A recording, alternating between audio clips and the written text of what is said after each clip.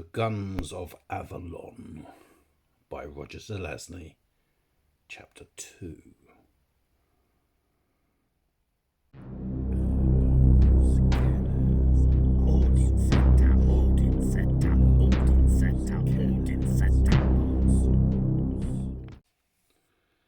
Day.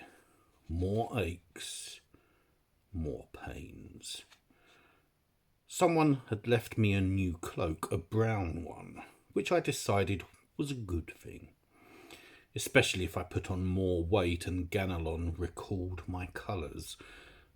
I did not shave my beard because he had known me in a slightly less hairy condition.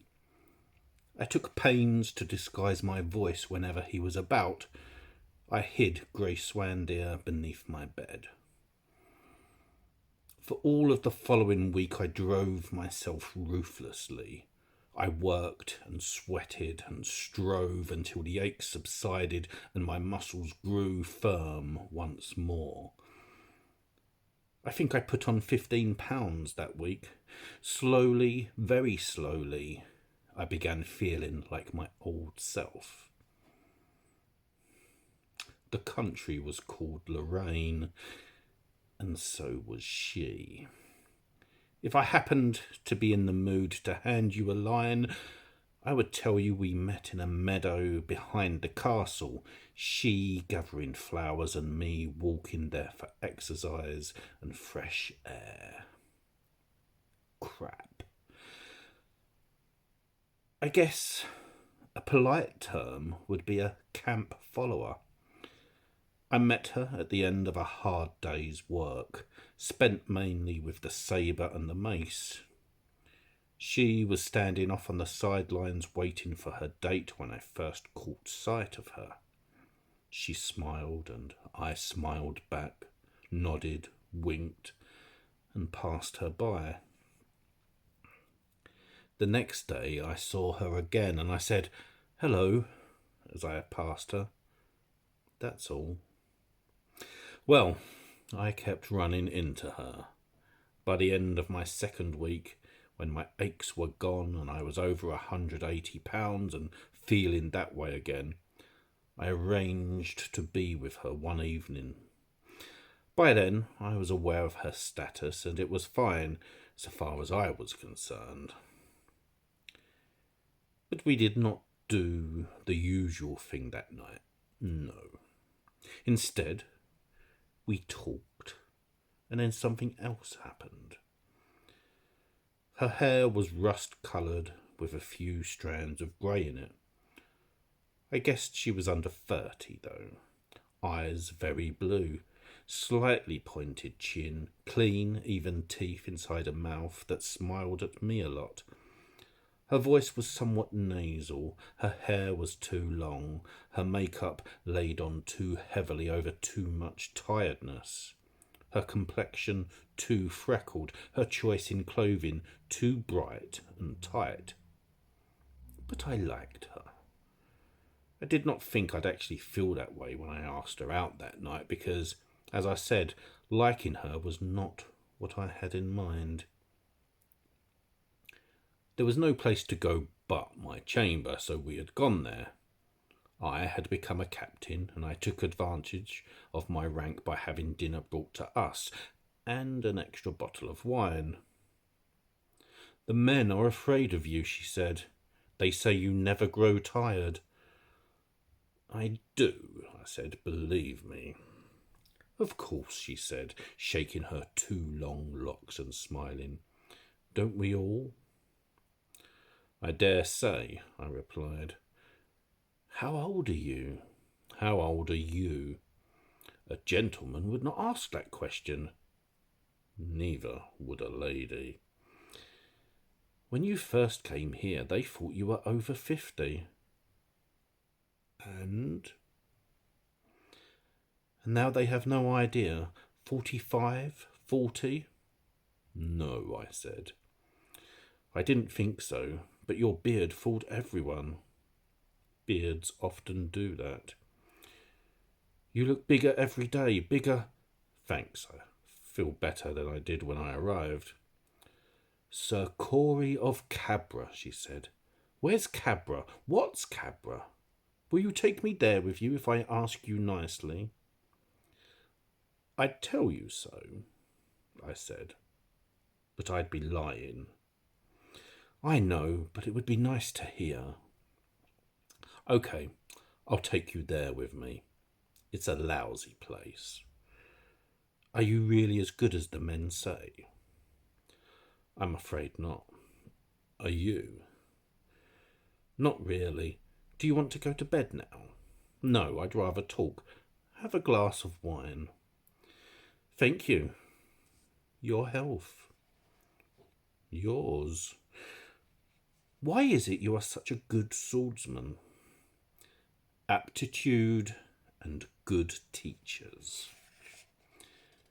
And you carried lance all that distance and slew those beasts. Stories grow with the telling. But I have watched you. You are better than the others. That is why Ganelon made you whatever deal he did. He knows a good thing when he sees it. I've had many friends who are swordsmen, and I've watched them at practice. You cut them to pieces. The men say you are a good teacher. They like you, even if you do scare them. Why do I frighten them? Because I am strong. There are many strong men in the world. Because I can stand up and swing a blade for a long while. They think there is something supernatural involved. I laughed. No, I am just the second best swordsman around.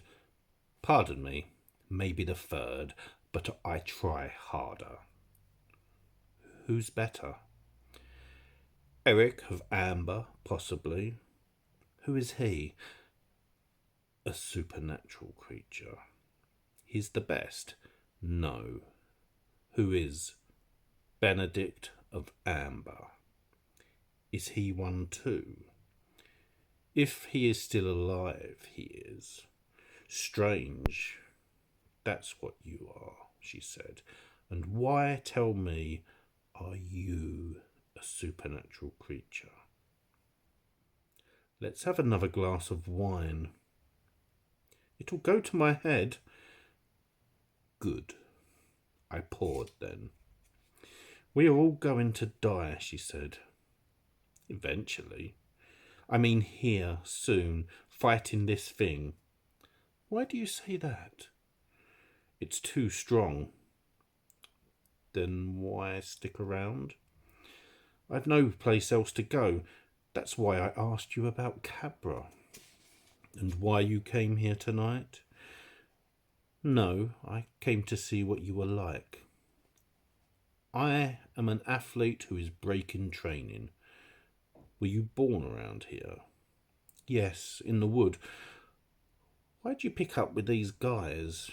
Why not? It's better than getting pig shit on my heels every day. Never had a man of your own? Steady, I mean? Yes, he's dead. He's the one who found the fairy ring. I'm sorry. I'm not. He used to get drunk whenever he could borrow or steal enough to afford it, and then come home and beat me. I was glad when I met Ganelon. So you think that the thing is too strong, that we are going to lose to it? Yes. You may be right, but I think you're wrong. She shrugged. You'll be fighting with us? I'm afraid so. Nobody knew for sure, or would say if they did. That might prove interesting. I'd like to see you fight with the goat man. Why? Because he seems to be their leader. If you killed him, we'd have more of a chance. You might be able to do it. I have to, I said. Special reason? Yes. Private one? Yes. Good luck. Thanks. She finished her wine, so I poured her another. I know he is a supernatural creature, she said. Let's get off the subject. All right, but will you do me a thing? Name it. Put on armour tomorrow, pick up a lance, get hold of a horse, and trounce that big cavalry officer, Harold. Why?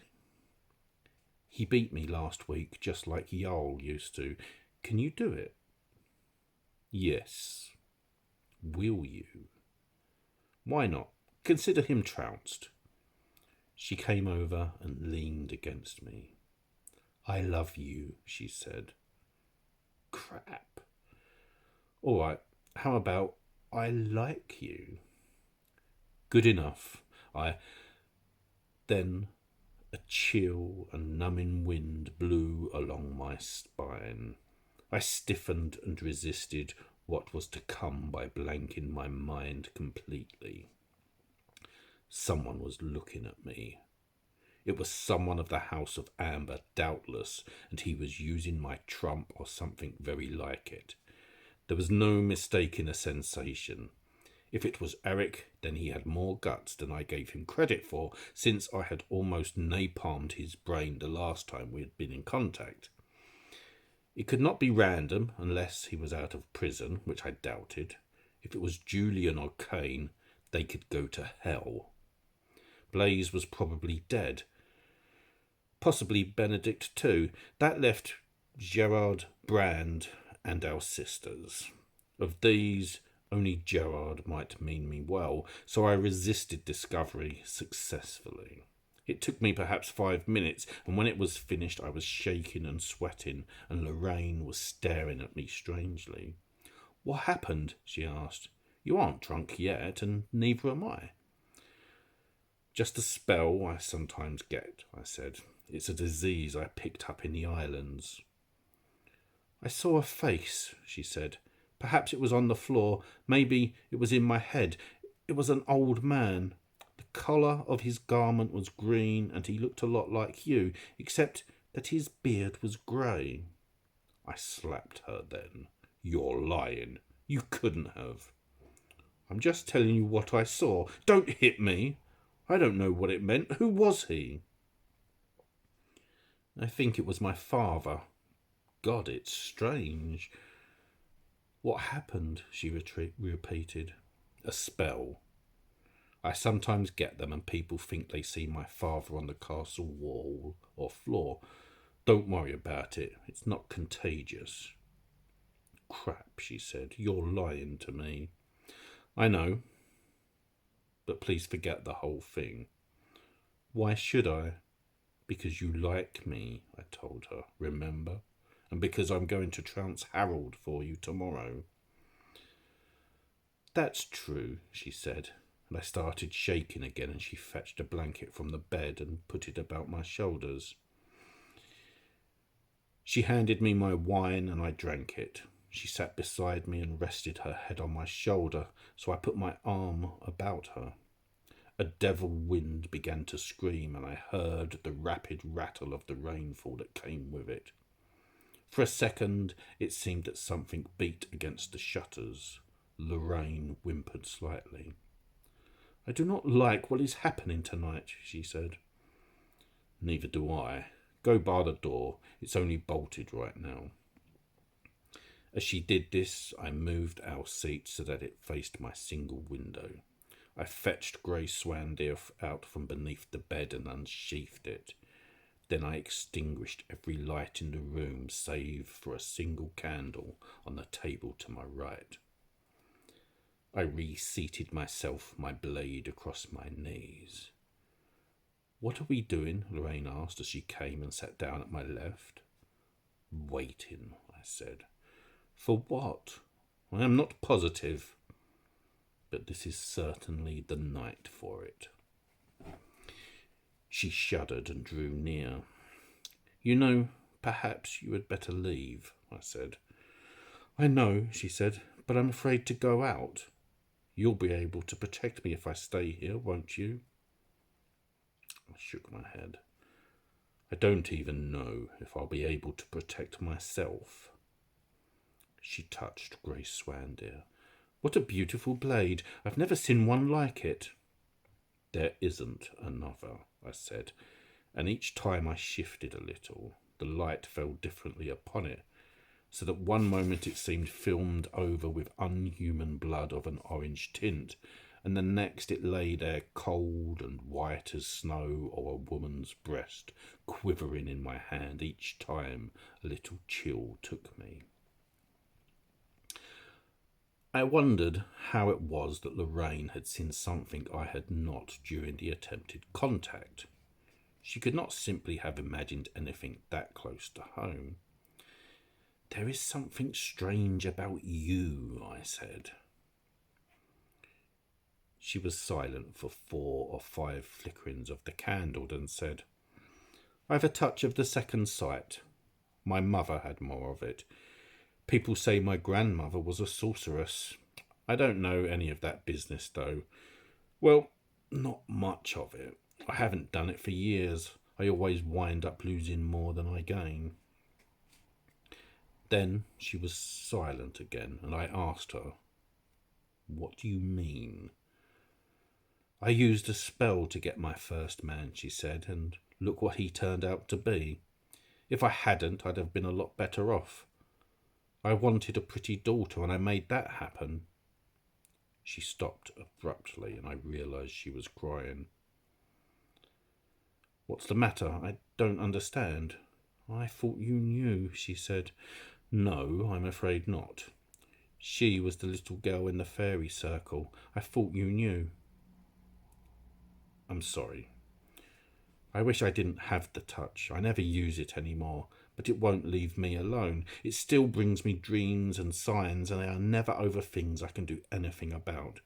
I wish it would go away and devil somebody else." "That's the only thing it will not do, Lorraine. I'm afraid you are stuck with it." "How do you know?" "I've known people like you in the past, that's all." "You've a touch of it yourself, haven't you?" "Yes." "Then you feel that there is something out there now, don't you?" "Yes." "So do I. Do you know what it's doing?" "It's looking for me." "Yes, I feel that too. Why?" "Perhaps to test my strength. It knows that I am here. If I am a new ally come to Ganelon, it must wonder what I represent, who I am." "Is it the Horned One himself?" "I don't know. I think not, though." "Why not?" "If I am really he who would destroy it, it would be foolish to seek me out here in the keep of its enemy, where I am surrounded by strength. I would say one of its minions is looking for me. Perhaps, somehow, that is what my father's ghost... I do not know. If its servant finds me and names me, it will know what preparations to make. If it finds me and destroys me, it will have solved the problem. If I destroy the servant, it will know that much more about my strength. Whichever way it works out, the Horned One will be something ahead. So why should it risk its own pronged dome at this stage in the game?" We waited there in the shadow-clad chamber as the taper burned away the minutes. She asked me, "What did you mean when you said, if it finds you and names you?" "Names you what?" "The one who almost did not come here," I said. "You think that it might know you're from somewhere, somehow?" she asked. "I think it might," I said. She drew away from me then. "Don't be afraid," I said. "I won't hurt you." "I am afraid, and you will hurt me," she said. "I know it. But I want you. Why do I want you?" "I don't know," I said. "There is something out there now," she said, sounding slightly hysterical. "It's near. It's very near. Listen, listen." "Shut up," I said, as a cold, prickly feeling came to rest on the back of my neck and coiled about my throat. "Get over on the far side of the room, behind the bed." "I'm afraid of the dark," she said. "Do it, or I'll have to knock you out and carry you. You'll be in my way here."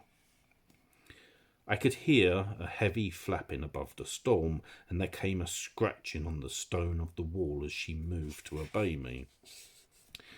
Then I was looking into two hot red eyes which were looking back into my own.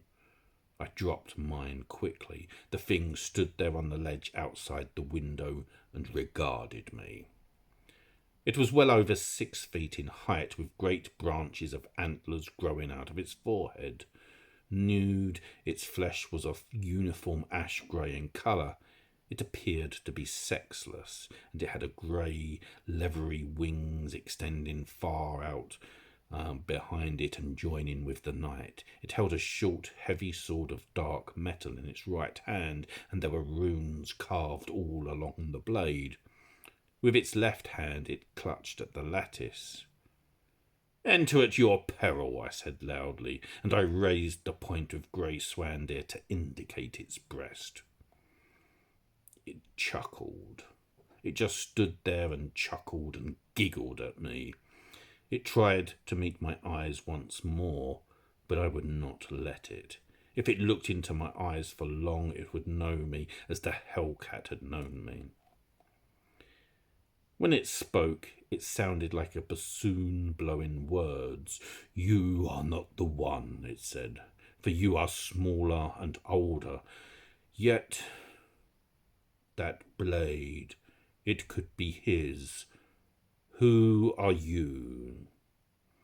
"Who are you?" I asked. "Streak Goldrer is my name. Conjure with it and I will eat your heart and liver." "Conjure with it? I can't even pronounce it," I said. "My cirrhosis would give you indigestion. Go away." "Who are you?" it repeated. "Misli Gamigradil Strik Goldir," I said, and it jumped as if given a hot foot. "You seek to drive me forth with such a simple spell?" it asked when it settled again. "I am not one of the lesser ones." "It seemed to make you a bit uncomfortable." "Who are you?" it said again. "None of your business, Charlie. Ladybird, ladybird, fly away home." 4 times must I ask you, and 4 times be refused, before I may enter and slay you. Who are you?" "No," I said, standing. "Come on in and burn." Then it tore away the lattice work, and the wind that accompanied it into the chamber extinguished the candle. I lunged forward, and there were sparks between us when Grey Swandeer met the dark rune sword. We clashed, then I sprang back. My eyes had adjusted to the half-dark, so the loss of light did not blind me. The creature saw well enough. Also, it was stronger than a man, but then so am I. We circled the room. An icy wind moved about us, and when we passed the window again, cold droplets lashed my face. The first time that I cut the creature, a long slash across the breast, it remained silent, though tiny flames danced about the edges of the wound. The second time that I cut it, high upon the arm, it cried out, cursing me. "Tonight I will suck the marrow from your bones," it said. "I will dry them and work them most cunningly into instruments of music. Whenever I play upon them, your spirit will writhe in bodiless agony." "You burn prettily," I said. It slowed for a fraction of a second, and my opportunity was there. I beat that dark blade aside, and my lunge was perfect. The centre of its breast was my target. I ran it through. It howled then, but did not fall. Grey Swandeer was torn from my grasp, and flames bloomed about the wound. It stood there wearing them. It advanced a step towards me, and I picked up a small chair and held it between us. "I do not keep my heart where men do," it said. Then it lunged. But I blocked the blow with chair and caught it in the right eye with one of the legs. I threw the chair to the side then and stepped forward, seizing its right wrist and turned it over. I struck the elbow with the edge of my hand as hard as I could. There came a sharp crack, and the rune sword clattered to the floor. Then its left hand struck my head, and I fell. It leapt for the blade, and I seized its ankle and jerked. It sprawled, and I threw myself atop it and found its throat. I turned my head into the hollow of my shoulder, chin against my breast, as it clawed for my face with its left hand. As my death grip tightened, its eyes sought mine, and this time I did not avoid them. There came a tiny shock at the base of my brain, as we both knew that we knew. "You!" it managed to gasp, before I twisted my hands hard and the life went out of those red eyes.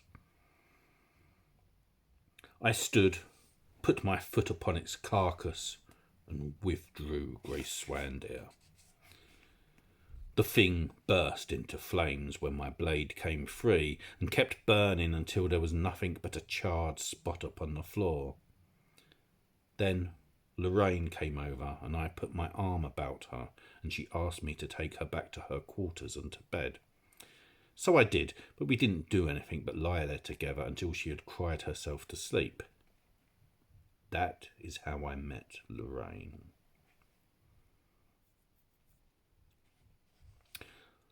Lance and Ganelon and I sat atop our mounts on a high hill, the late morning sun hitting us in the back, and we looked down into the place. Its appearance confirmed things for me. It was akin to that twisted wood that filled the valley to the south of Amber. "Oh, my father, what have I wrought?" I said within my heart. But there was no answer other than the dark circle that lay beneath me and spread for as far as the eye could see. Through the bars of my visor I looked down upon it, charred, seeming, desolate and smelling of decay. I lived inside my visor these days. The men looked upon it as an affectation, but my rank gave me the right to be eccentric. I had worn it over for 2 weeks since my battle with Strig Galdwyer. I had put it on the following morning before I trounced Harold to keep my promise to Lorraine, and I had decided that as my girth increased, I had better keep my face concealed. I weighed perhaps 14 stone now and felt like my old self again. If I could clean up this mess in the land called Lorraine, I knew that I would have a chance at least to try what I most wanted, and perhaps succeed. "So that's it," I said. "I don't see any troops mustering." "I believe we will have to ride north," said Lance, "and we will doubtless only see them after dark." "How far north?" 3 or 4 leagues. They move around a bit." We had ridden for 2 days to reach the circle.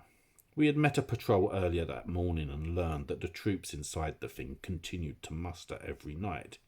They went through various drills and then were gone to some place deeper inside with the coming of morning. A perpetual thunderhead, I learned, rode above the circle, though the storm never broke. "Shall we breakfast here and then ride north?" I asked. "Why not?" said Ganelon. "I'm starved and with time." So we dismounted and ate dried meat and drank from our canteen. "I still do not understand that note," said Ganelon after belching, patting his stomach and lighting his pipe. "Will he stand beside us in the final battle, or will he not? Where is he, if he intends to help? The day of conflict draws nearer and nearer." "Forget him," I said. "It was probably a joke." "I can't, damn it," he said. "There is something passing strange about the whole business." "What is it?" asked Lance, and for the first time I realised that Ganelon had not told him. "My old liege, Lord Corwin, sends an odd message by carrier bird saying he is coming. I had thought him dead, but he sent this message." Ganelon told him. "I still do not know what to make of it." "Corwin," said Lance, and I held my breath. "Corwin of Amber. Yes, Amber and Avalon. Forget his message. Why? He is a man without honour, and his promise means nothing. You know him? I know of him. Long ago he ruled in this land. Do you not recall the stories of the demon lordling? They are the same. That was Corwin in days before my days. The best thing he did was abdicate and flee when the resistance grew too strong against him. That was not true. Or was it? Amber cast an infinity of shadows, and my Avalon had cast many of its own because of my presence there. I might be known on many earths that I had never trod, for shadows of myself had walked them, mimicking imperfectly my deeds and my faults. No, said Ganelon. I never paid heed to the old stories. I wonder if it could have been the same man ruling here. That is interesting. Very, I agreed, to keep my hand in things. But if he ruled so long ago, surely he must be dead or decrepit by now. He was a sorcerer, said Lance. The one I knew certainly was, said Ganelon, for he banished me from a land neither art nor artifice can discover now. You never spoke of this before, said Lance. How did it occur? None of your business, said Ganelon, and Lance was silent once again. I hauled out my own pipe. I had obtained one 2 days earlier, and Lance did the same. It was a clay job and drew hot and hard. We lit up, and the three of us sat there smoking. Well, he did the smart thing, said Ganelon. Let's forget it now. We did not, of course, but we stayed away from the subject after that. If it had not been for the dark thing behind us, it would have been quite pleasant just sitting there, relaxing. Suddenly, I felt close to the two of them. I wanted to say something, but I could not think what. Ganelon solved that by bringing up current business once more. So you want to hit them before they hit us, he said. That's right, I replied. Take the fight to their home territory. The trouble is, that is their home territory, he said. They know it better than we do.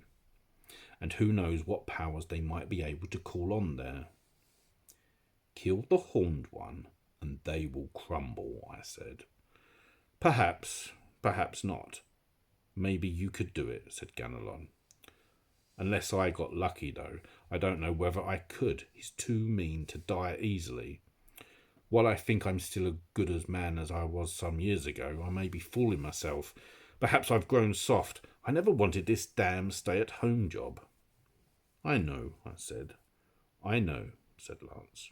Lance, said Ganelon, should we do as our friend here says? Should we attack? He could have shrugged and equivocated. He did not. Yes, he said. They almost had us last time. It was very close, the night King Uther died. If we do not attack them now, I feel they may defeat us next time. Oh, it would not be easy, and we would hurt them badly. But I think they could do it. Let us see what we can see now, then make our plans for an attack.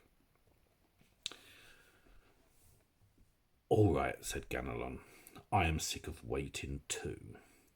Tell me that again after we return, and I'll go along with it. So we did that thing. We rode north that afternoon, and we hid ourselves in the hills and looked down upon the circle. Within it they worshipped, after their fashion, and they drilled. I estimated around 4,000 troops. We had about 2,500. They also had weird flying, hopping, crawling things that made noises in the night. We had stout hearts. Yeah. All that I needed was a few minutes alone with their leader, and it would be decided one way or the other. The whole thing down there, I had done it, and it was up to me to undo it if I could. I was afraid that I could not. In a fit of passion, compounded of rage, horror, and pain, I had unleashed this thing, and it was reflected somewhere in every earth in existence. Such is the blood curse of a Prince of Amber. We watched them all that night, the wardens of the circle, and in the morning we departed. The verdict was attack. So we rode all the way back and nothing followed us. When we reached the keep of Ganelon, we fell to planning. Our troops were ready, over ready perhaps, and we decided to strike within a fortnight. As I lay with Lorraine, I told her of these things, for I felt that she should know. I possessed the power to spirit her away into shadow that very night if she would agree. She did not. "I'll stay with you," she said. "Okay." I did not tell her that I felt everything lay within my hands, but I had a feeling she knew, and that for some reason she trusted me. I would not have, but that was her affair. "You know how things might be," I said. "I know," she said, and I knew that she knew, and that was it. We turned our attention to other subjects, and later we slept. She'd had a dream. In the morning she said to me, "I had a dream." "What about?" I asked. "The coming battle," she told me. "I see you and the Horned One locked in combat." "Who wins?" "I don't know, but as you slept, I did a thing that might help you." "I wish you had not," I said. "I can take care of myself." Then I dreamed of my own death in this time. "Let me take you away to a place I know." "No, my place is here," she told me. "I don't pretend to own you," I said, "but I can save you from whatever you've dreamed.